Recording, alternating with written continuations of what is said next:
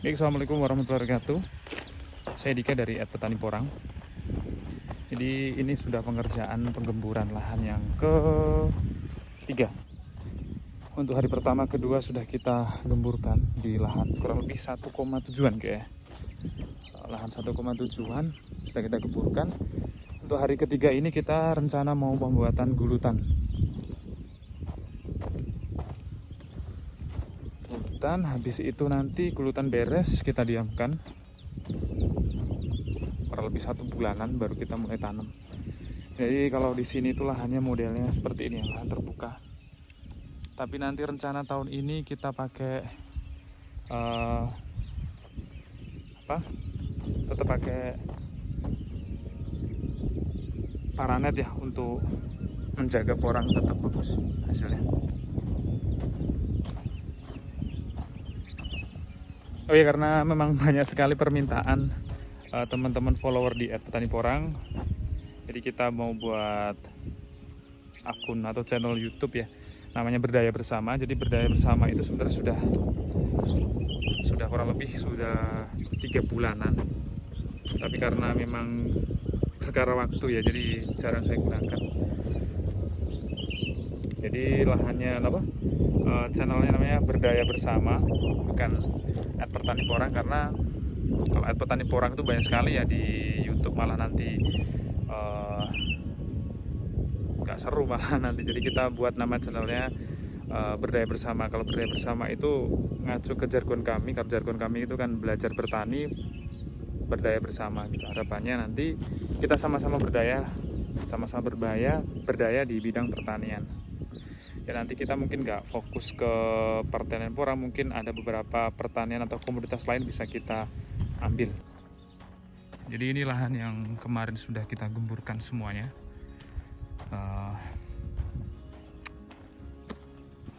Kita gemburkan dari timur ke barat dan sebaliknya.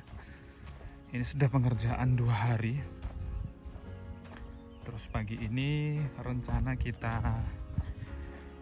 mau buat gulutan gitu. Nah itu di sana sudah kelihatan hasilnya. Tapi sebelum kita kemarin kita gemburkan, kita sudah kasih dolomit ya, karena memang biasanya lahan berwarna merah itu terkesan agak sedikit asam ketimbang lahan yang mungkin agak hitam gitu.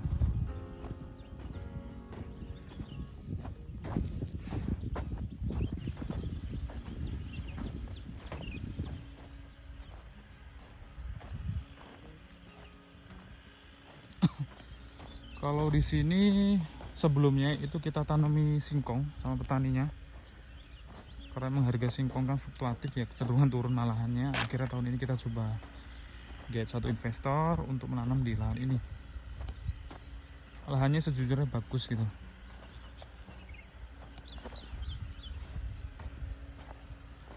Tapi mungkin perlu dimodif sedikit lah biar lebih maksimal nanti.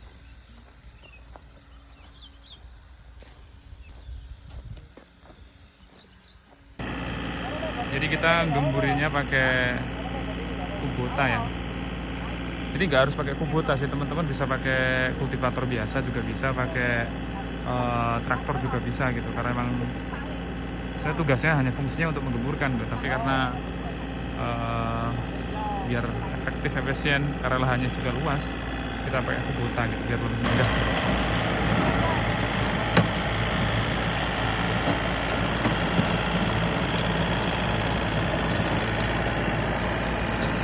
Kita gulutannya nanti ada ukurannya, nanti kita review ukuran yang kita gunakan.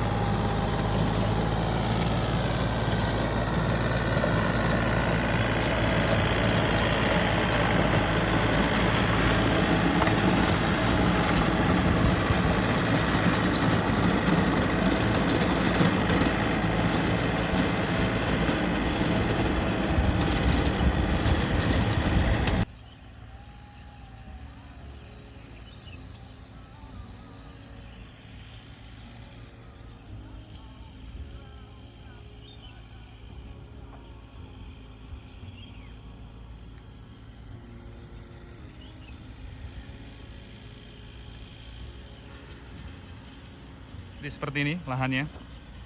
yang sudah digemburkan. Kalau yang situ, yang sebelah kiri itu belum ya, belum. Jadi pelan-pelan nanti. Terus sebenarnya kita nggak harus pakai kultivator, nggak pakai kubota, terserah sih pakai apapun gitu. Biar gini lebih, kalau pakai kubota emang untuk ongkosnya sebenarnya untuk harian memang agak sedikit mahal, tapi untuk berapa harinya kita lebih untung sih, lebih efektif gitu loh. Tapi kan lebih ini kan lebih cepet. Ini olah tanah 1,5 1,7 ini loh, cuma 2 hari selesai. Dengan cuma 2 orang, 1 alat.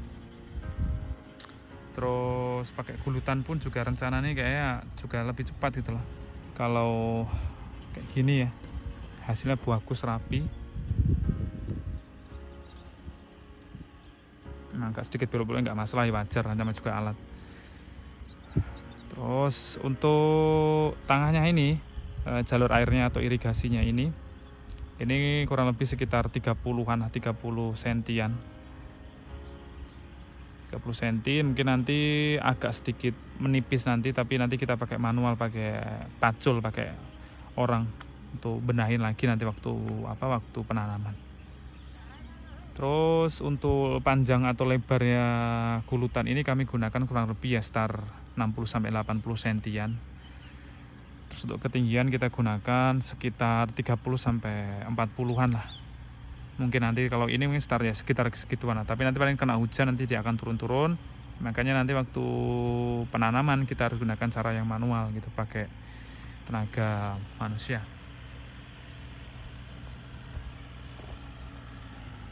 Beleduk kayak ngono apa?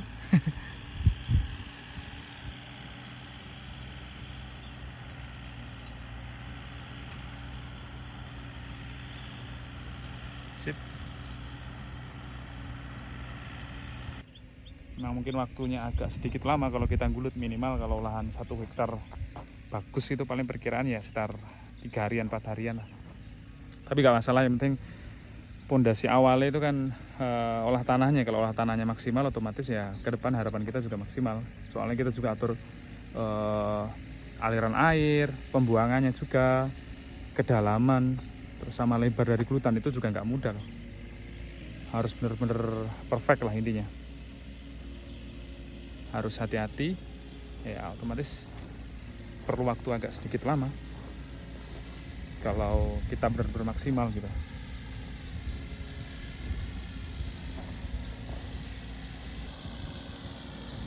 Jadi kayak gini modelnya ketika sudah digemburkan, digulut. Satunya masnya juga sudah mulai lagi.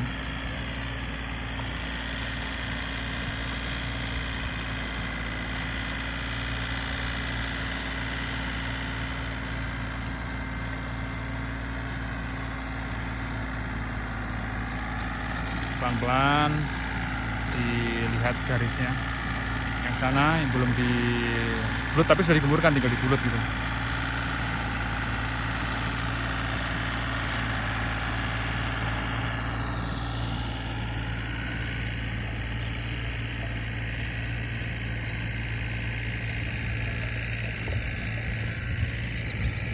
Karena sebenarnya kalau oporang sendiri memang paling penting itu adalah kelembapan tanahnya. Kalau seumpamanya kelembapan tanahnya itu kita bisa tetap kita jaga ya, resiko untuk gagal itu lebih minim.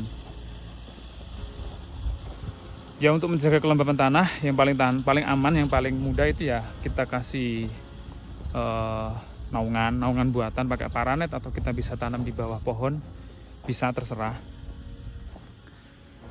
Atau mungkin kita bisa kasih pengairan,